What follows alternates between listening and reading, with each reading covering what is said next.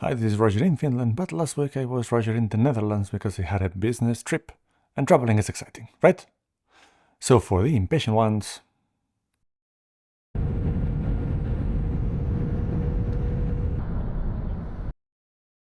And I almost didn't make it to the first flight because the airline changed the operator, and then we had a smaller plane, so some people had to stay behind. But then, finally, I got to Gouda, which is called Gouda. And then just straight to have an excellent pizza and some Italian beer in the Netherlands, because why not? And let me tell you, Gouda is really, really cute, especially at night.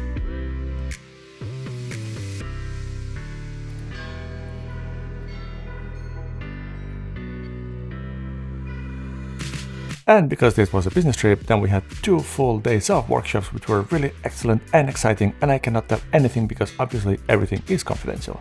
And in the second day, after lunch, they took us for a walk in Bodegraven, and we saw the famous Bodegraven goats and a windmill.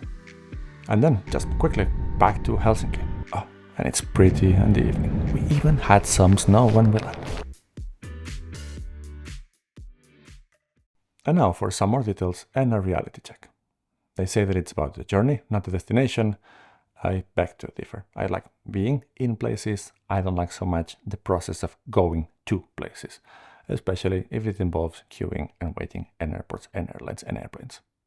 Especially when the journey starts with an SMS from the airline. Now, I'm paraphrasing here, but the SMS said something along the lines of, your flight, which is usually operated by another airline anyway, will be even operated by another one, a Lithuanian airline, which is fine, owned by a Danish company, which is also okay, and it will be a smaller plane. And of course, a few hours later, the next SMS comes. Because this plane is smaller, some people will have to stay behind, so we're looking for volunteers for people that would like to change their travel plans. I couldn't do that. We had people waiting for us, a few of us flying from different places in Europe towards Bodegraven in the Netherlands so we could meet in person to do some productive work. So I was just waiting for those volunteers to appear. And the next SMS, of course, it said, we are still waiting for volunteers. So after a few more requests and after a few more SMSs, finally we got the message that we got enough volunteers, you will be able to board the plane, which will be totally full. So good luck. So then the process of getting to the airport starts. Of course, I go there with enough time because I have a mild case of OCD when it comes to punctuality and being on time in places. And then you never know what will you find in the queues. Like this time when the person in front of me did not really understand that when they say that you should take your belt off, it means that you should take your belt off. Also, he did not understand that when they said about emptying your pockets of everything, that included a handful of coins. Metal coins. I have no idea where from. And, of course, when I say a handful, I mean really a fistful. What happens when you're a little bit in a hurry and you try to pull a fistful of coins from your jeans pocket? Some of them will fall, and some of them will start to roll. So the queue starts to get longer and slower because of a belt and a handful of coins.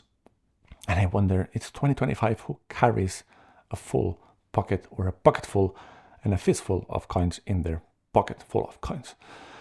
Is it a Mistborn allomancer? The question would be that if you could actually use allomancy with your coins, maybe you wouldn't need to be on a plane and you could just fly by yourself.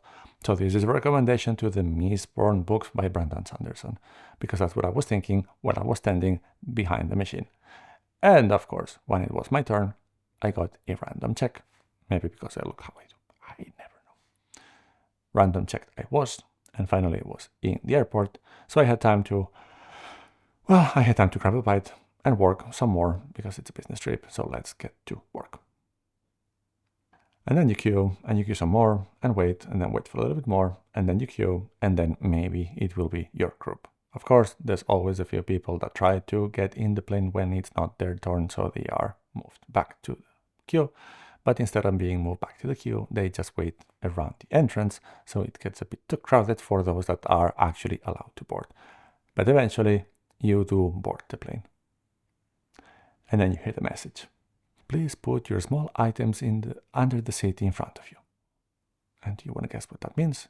It means that you should put the small items under the seat in front of you, not above, because the plane is full and they're too tight, and the actual things that should go above will not fit, and it's annoying. Follow the instructions, please. And then you wait some more, and the pilot tells you a few things, and then there's the taxi, which is not a taxi. It means that they just move the plane in the airport. And finally, if they actually are in the window that they can take off, they do take off. So if you're lucky, you fell asleep before takeoff, and you have a good nap. And of course, when you're in this kind of queues, my mind starts to wonder. How about teleportation? I would love to just hear a Star Trek energize and be in the next destination. Or maybe a quantum entangled teleportation. Or how about just driving a Mani, like an Android-like thing, through virtual reality from your own location, but in the actual location, so it will feel like real, like in the Bobbyverse. This is another suggestion for you. The Bobbyverse books are excellent. But I'm sure that they would figure out how to do all these things. You would have to queue anyway to get into those, even in virtual reality. And I think that planes are getting tighter. It feels that every time I step on a plane, they have added another extra row of seats, which shows, because the overhead compartment thing is when you open them, there should be space for the row underneath. But there's 2 rows underneath, or 1.6 at the moment, so things do not fit. And it's getting smaller and narrower. And my knees get just jammed in the seat in front of me. And if the person in front of me, rightfully so, tries to rest, and the seat comes to you, there's basically 3 centimeters or an inch and something just between the front seat and your nose. Just super comfortable. But finally I made it to the Schiphol airport in Amsterdam, and then I only had to get out from the Schiphol airport in Amsterdam. I'm lucky that our own home airport here in Helsinki is quite cute, small, cozy, pretty well designed. It's quite easy to get from one place to the other, but the bigger ones, not so much. So at least it's good to get your steps, because you're going to be walking a lot. Unless you step on the walking runway, which I discovered today that it's not called horizontal flat escalators. But Google help me.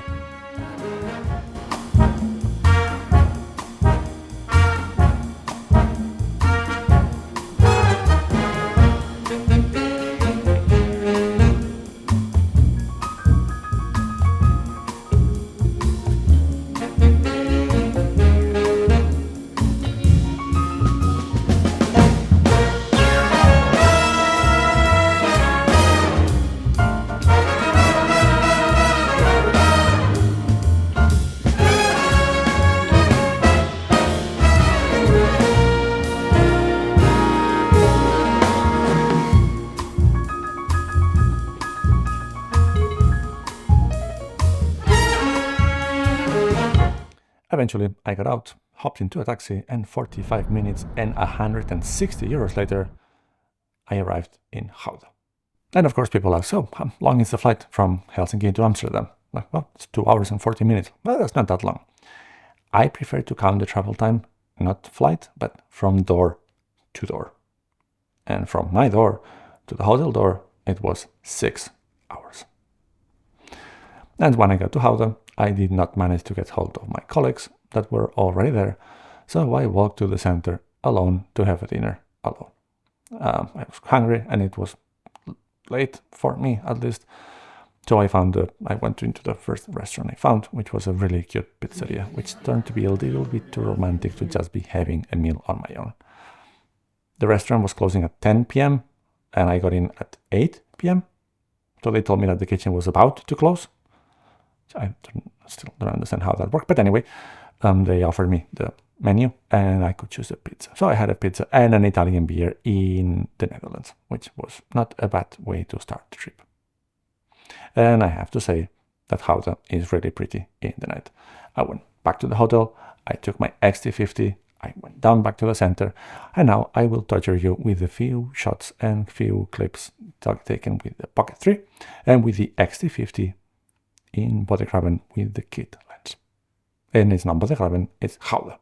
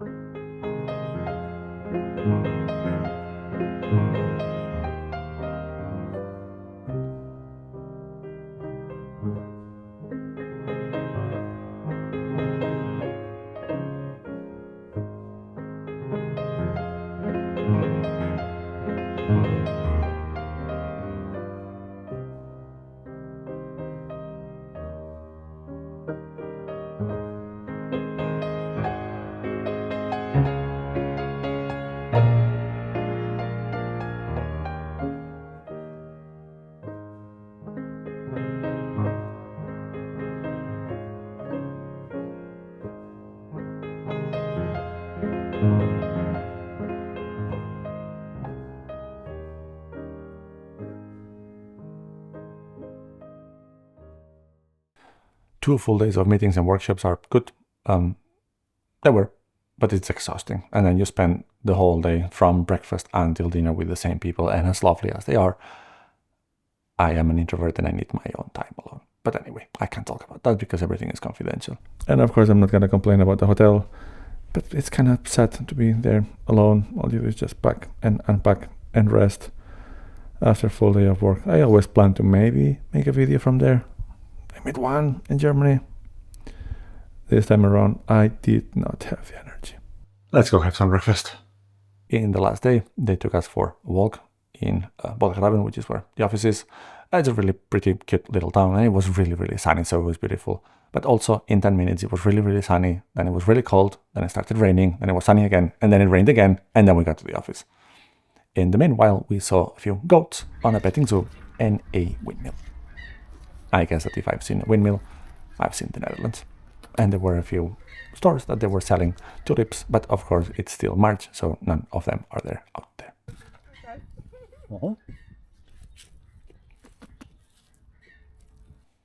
And finally, let's go back to Schiphol and back home. So now this time instead of 6 hours was 7, because the first taxi we took it with extra time just in case, since we were going there in rush hour.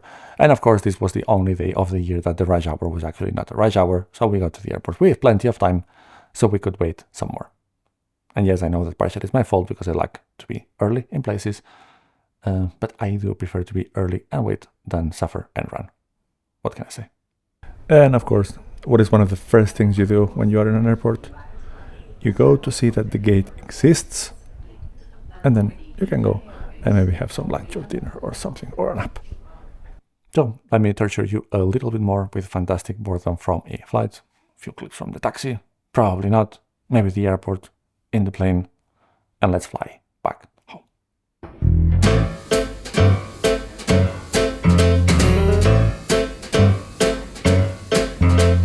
Black cat creeping through the forest. Hey, the bumpy toe, jump aside. Black cat sneaking through the forest. A vulture circles the sky. Black cat creeping through the forest. Hey, the bumpy toe, jump aside. Black cat sneaking through the forest. A vulture circles the sky. She crawls by the spiders, hides from the bats.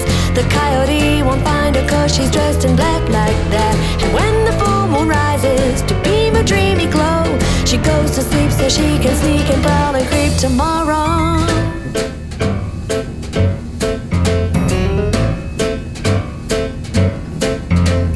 Black cat lurking in the forest, barely making a sound.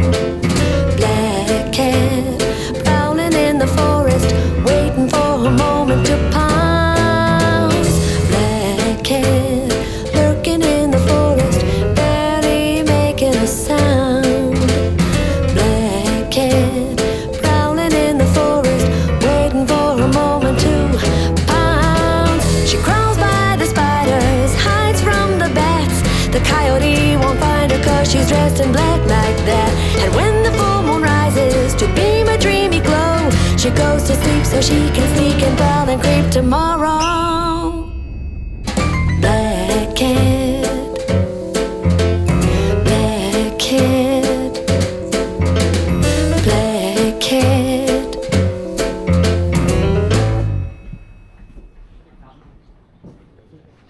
And finally, we landed in Helsinki, and we have snow again. I thought the spring was coming.